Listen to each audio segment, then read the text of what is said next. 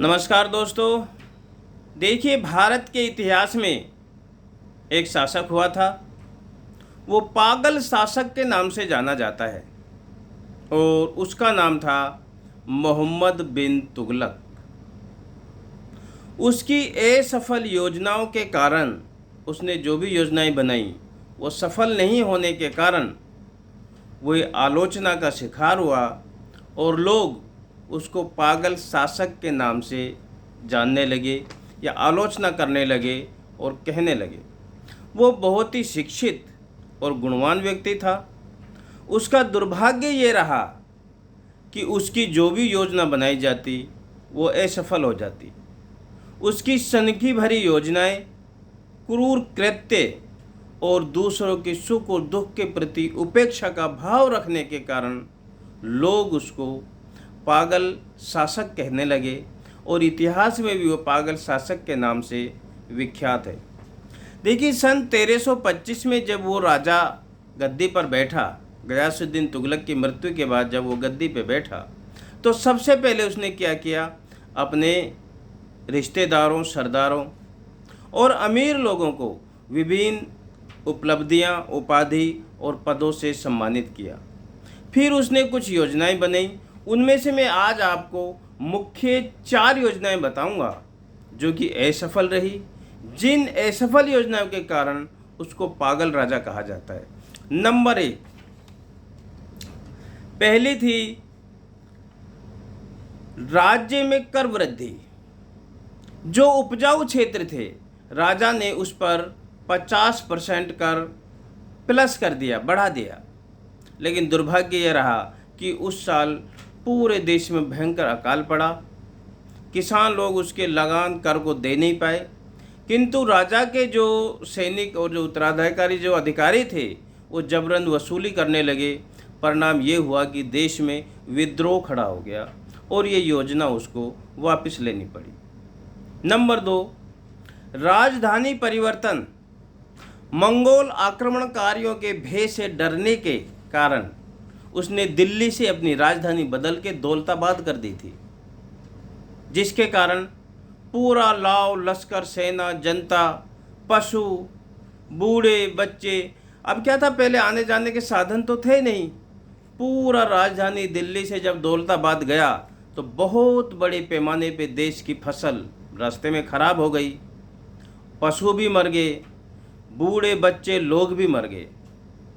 लेकिन जब वहाँ पर वो रुके तो 1 साल के बाद ही देखा कि दिल्ली की तरफ का जो क्षेत्र था ये असुरक्षित हो गया। तो फिर उसने वापस बोला, अब हमारे राजधानी को हम यहाँ से वापस दिल्ली ही ले जाएंगे। जब वो दौलताबाद से अपनी इसको निर्णय को चेंज करके दिल्ली आता है तो फिर वही होता है, काफ़ी फसल खराब होती है, रास्ते में पशु मर जाते हैं, बूढ़े बच्चे जब मर जाते हैं। इस तरह उसकी ये योजना भी बहुत दुखदायी और हानिकारक सिद्ध हुई। तीसरा था सांकेतिक मुद्रा प्रचलन। राजा के दरबार में क्या हुआ, खजाना थोड़ा खाली होने लगा। आर्थिक दृष्टि को सुदृढ़ करने के लिए उसने एक ऐलान किया कि हम एक अलग सिक्का चलाएंगे और उस सिक्के का नाम था दोकान। दोकानी मुद्रा प्रचलन किया, जिसमें तांबे और पीतल के सिक्के बनाए गए।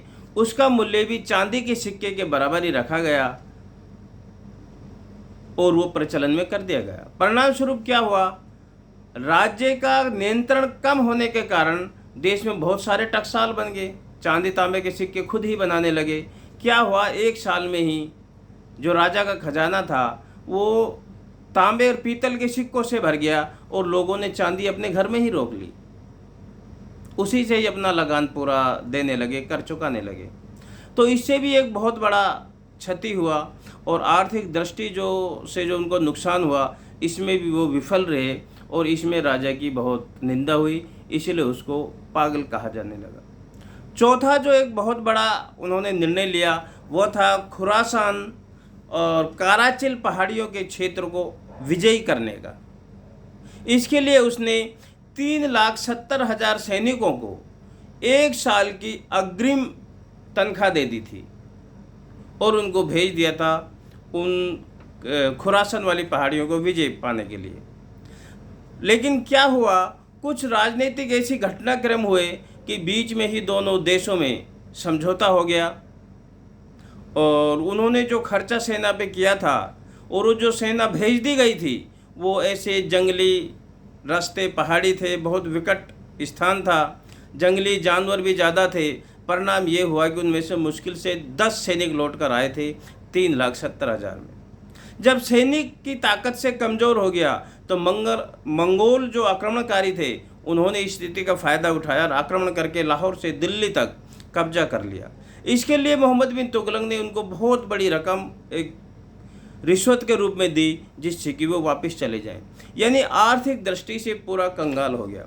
ये मुख्य कारण थे मोहम्मद बिन तुगलक के जो योजनाएं थी वो सब विफल होने की। इसलिए उसको इतिहास में पागल राजा के नाम से जाना जाता है, क्योंकि उसने जो भी योजनाएं बनाई सब विफल रही, देश को कोई फ़ायदा नहीं हुआ। लेकिन आप सोच रहे होंगे मैं आपको ये कहानी क्यों सुना रहा हूँ, इतिहास की पुरानी कहानी है। मैं आपको इसलिए सुना रहा हूँ, मैंने ये पढ़ा और देखा, सुना था कि समय एक चक्र है, चक्र की पुनरावृत्ति होती है एक निश्चित समय पर। वो चक्र में वही एक्टिविटी, वही कार्य फिर होता है। क्यों? क्योंकि समय एक चक्र है। लेकिन इसको किसी से हम जोड़कर नहीं बोल रहे हैं। तो दोस्तों, आज हमारे इस एपिसोड में इतना ही। नमस्कार, जय हिंद।